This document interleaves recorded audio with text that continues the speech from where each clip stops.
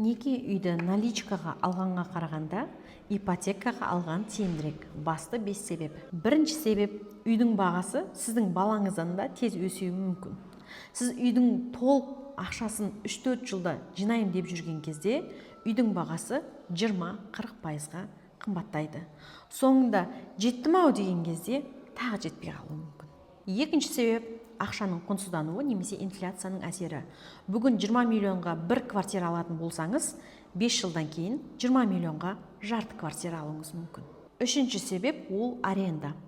Мысалы, арендаға ай сайын 150 мың мен 250 мыңның арасында деп алатын болсақ, орта есеппен мейлі 200 мыңды алатын болсақ, 3 жылда ол қанша болады? 7 миллион 200 мың теңге. Ал бұл дегеніміз 2-3 бөлмелі пәтердің бастапқы жарнасы. Төртіншісі, ипотека арқылы баспана алатын болсаңыз, сіз дәл осы сәттен бастап өз үйіңізде тұрасыз. Я банкке төлейсіз. Бірақ үйдің бағасы өседі. Сіздің үйіңіздің бағасы да өседі. Бесінші себеп, тұрғын үй нарығына кіру маңызды. Сізге 100% үйдің бағасын жинаудың қажеті жоқ.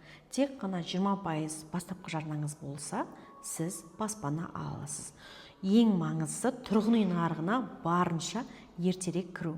Соның арқасында сіз уже ойында боласыз. Ал сіздің жағдайыңызға қандай ипотека тиімді екенін білгіңіз келсе, төмендегі номерге консультацияға жазыласыз.